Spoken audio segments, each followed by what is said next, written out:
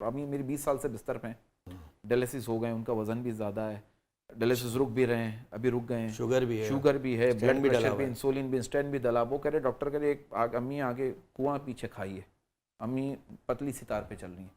तो मैंने 2 लोग भी रखे हुए, अभी अम्मी गिर गई, फिर प्लास्टर हो गया, फिर वो कह रहे हैं अच्छा वो ERD नहीं टूटी। तो ये सारी चीज़ें मैं मामला मैंने कहा जो मैं अपने अब्बा को मैं नहीं कर पाया, मैं सोच रहा हूँ मैं यहाँ 100% कर दूँ, ताकि रिग्रेट कोई वो ना हो कि यार मैं कर नहीं पाया। उस जमाने में अपनी मस्तियों में था मैं। हाँ, छोटे भी होते हैं हाँ, 14-15 साल मुझे ऐसा लगा मैं कर नहीं पाया यार, मैं जो कर सकता था, मुझे अक्ल थी, समझ थी, 14-15 साल के लड़के को उस तरह से रियलाइजेशन। हाँ, तो फिर मैंने कहा मैं 100% मैं इसको यही कहता हूँ, मैंने कहा इसको भी यही कहता हूँ, मैंने कहा यार अगर कोई ज्यादा शो का मसला हम अपने साथ किसी को जोड़ते हैं कभी मैं, क्योंकि ऐसे शोज में कभी कभी कैंसिल करने पड़ जाते हैं। अम्मी के अपॉइंटमेंट मेरे हर 10 दिन में होते हैं और तुम नहीं जाते माँ की? नहीं, मैं इसका शो कैंसिल करने पड़ जाते हैं। मैंने कहा रोजगार तेरा ये भी कर देता है? हाँ, तो फिर ऐसी बात है, दोनों साथ ही करते हैं तो वो माँ से बढ़ के थोड़ी है। फिर ये मुझे यही कहता मैं है, इसको यही बोलता हूँ, मैंने कहा माँ से बढ़ के कुछ नहीं है यार, लाखों करोड़ों कुर्बान है माँ के ऊपर। यार मुझे बड़ी यानी कि खुशी हुई है जान के कि आज भी इतने अच्छे रिश्ते जो हैं, इतनी अच्छी दोस्तियाँ मौजूद हैं कि आपकी वालदा हैं, तो आप जो कर रहे हैं वो बहुत उम्दा बात है, अल्लाह करवा। ये बिल्कुल कोई शक नहीं।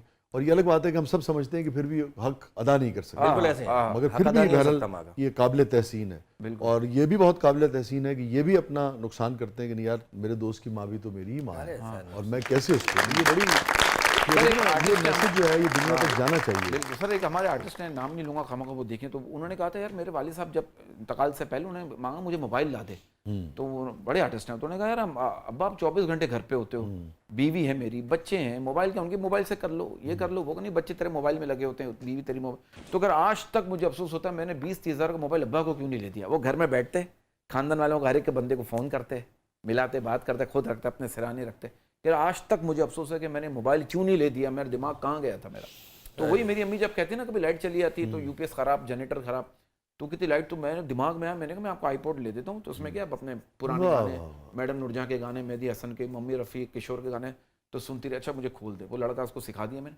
तो मैंने कहा एक एक चीज़ का ख्याल हो, कहीं ये ना हो कि इतनी सी बात वो मुझे मेरे लिए बड़ी हो जाए। फिर वो कितनी अच्छी बात है, तुम कितनी केयर करते हो ना, बहुत अच्छी बात है। क्योंकि ये जो है ना बरकत ये कम हो गई है, ये जो सेंसिटिविटी है ना, बुजुर्गों के हवाले से हम बहुत सारे काम करते हैं, बहुत सारे लोग बहुत सारा ख्याल भी करते हैं, मगर ये जो इस दर्जे पे जाके उनकी केयर है ना कि यार उनको एक लम्हे की बोरियत भी ना हो, कोई मुश्किल भी ना हो, वो किसी भी तरीके से हर्ट ना हो, उनकी हर चीज का, ये बड़ी बारीक बात है, ये बड़ी अहम बात है। एज ओवर ये बड़ी अम्मी सेंसिटिव हो जाते हैं ना, तो वो बच्ची हो गई है। जी जी वो बीमारी की वजह से, बीमारी और बीमारी सर 20 साल से बिस्तर कमोड, अभी मैंने इनको कुर्सी भी लादी करती हुई, कुर्सी क्योंकि पैर हड्डी टूट गई। ये छोटी छोटी चीजों का ख्याल करता हूँ ना।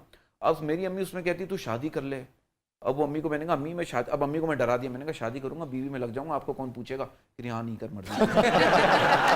हालांकि वो बहुत पहले से कह रही है ये बात। जब हमारी नई नई जोड़ी बनी थी 18-19 साल 20 साल पहले, तो जब मैं जाता था इसके यहाँ, तो सिर्फ वालदा और यही है बस, और तो गए नहीं, तो मैं जाता था, लिखता था बैठ के, तो जब भी कहती थी भाई इसको समझा, शादी कर ले, मैं पोता पोती, जब तो बिल्कुल माशाल्लाह चल फिर रही थी, बेहतर थी, सही थी। तो अब उन्होंने कहना ही छोड़ दिया, इसने डरा दिया, वो डर गई हैं कि पता नहीं कौन आ जाए, मम्मी फिर देख लो, मैं उसी लगा रहूंगा, मैं तो घर पे हूंगा नहीं। और ठीक है, एक औरत जब घर छोड़ के आएगी उसको भी तो अटेंशन देनी है, जो ख्याल आपका रखता हूँ वो इसका रखना पड़ेगा। ये तो गुनाह है। फिर नहीं, हाँ सही, छोड़ दे।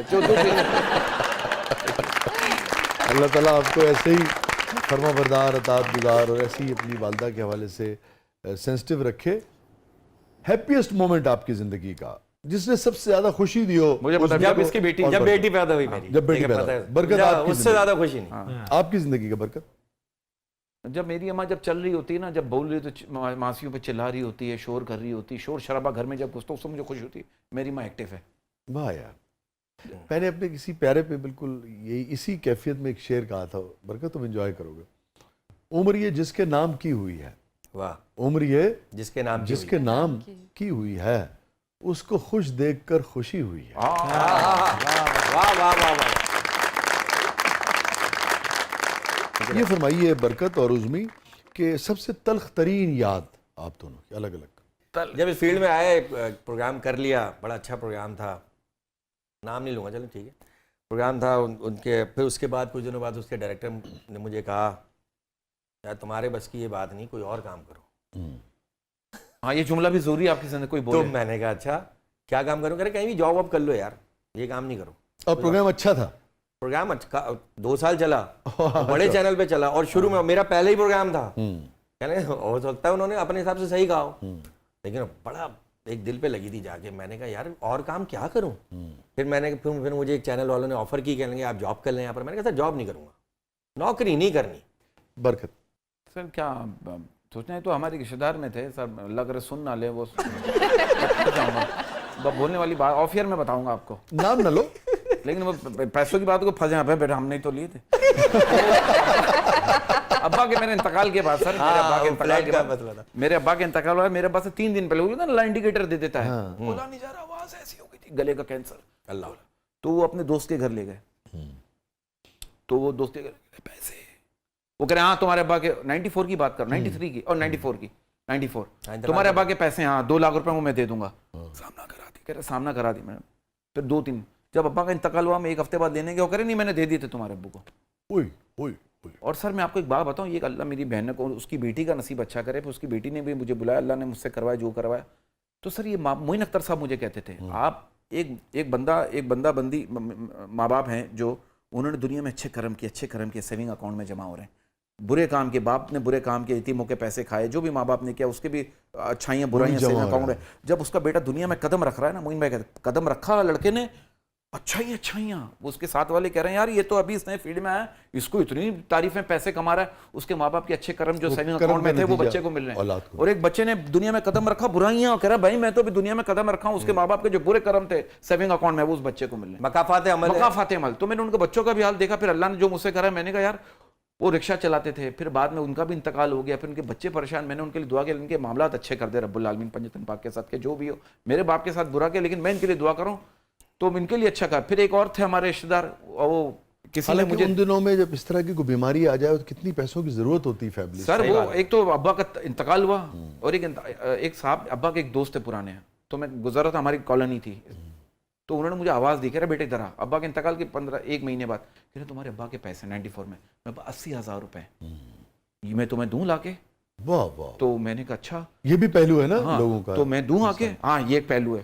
तो अच्छे लोग इन्हीं के लोगों से तो मैंने कहा यार मैं क्या करूं, मैंने कहा हाँ दो, कह रहे उसने ये नहीं कहा, अब मेरी गलती हो गई, मैं अम्मी को देता। मैंने कहा अच्छा, मैं लिए, मैं अपने रिश्तेदार के पास गया और मैं फंस गया सुन लेंगे तो उनको दिए मैंने कहा मेरी बहन के नाम पे दिलवा दें, जब शादी हो जाएगी 15-16 साल की उम्र में, जो भी 20 साल, तो ये पैसे ज्यादा हो जाएंगे। उन्हें कहा ठीक है बेटा ठीक है, वो ऐसे डलवाए, आज तक ऐसे डलवाए। 2 दिन बाद वो पैसे ही नहीं, उन्होंने कहा यार हमारे बच्चों के लिए चाहिए था बेटा, ले लिए। तो बेटा मैंने भी बोला अच्छा, ये बात भी फिर मैंने ये सर पकड़ के बैठ गया, मैंने अपनी अम्मी को क्यों नहीं बताया। सर इतना होने के बाद फिर रिश्तेदार कहते हैं हमसे मिलते क्यों नहीं हो, हाँ बात क्यों नहीं करते। Thank you so much Barkat, thank you so much. Shahji मैं बस आपके लिए कहूँगा कि मुझे नहीं पता कि मैं क्या बोल रहा हूँ, लेकिन मैं जो बोल रहा हूँ दिल से बोल रहा हूँ, आप मेरी दिल से दिल की बात समझते हैं। मुलाकातें वैसे ही रही हैं, लेकिन आपके साथ बैठ के आप आदमी को झंझोड़ देते हैं, ये सबसे अच्छी बात है। और बहुत आप पॉजिटिव आदमी, और दिल से बोलना, बहुत खुशी भी, एक सुकून सा मिल रहा है आपके पास। और इस शो में सीखने का बड़ा मौका मिला इस शो के अंदर। बिल्कुल, मुझे ऐसा लग रहा है आप कंप्लीट पैकेज हैं। हाँ, तो ये बड़ा अच्छा किया, इंसानियत का भी और ये शोबिज़ के हवाले से भी। नहीं मोहब्बत है आपकी।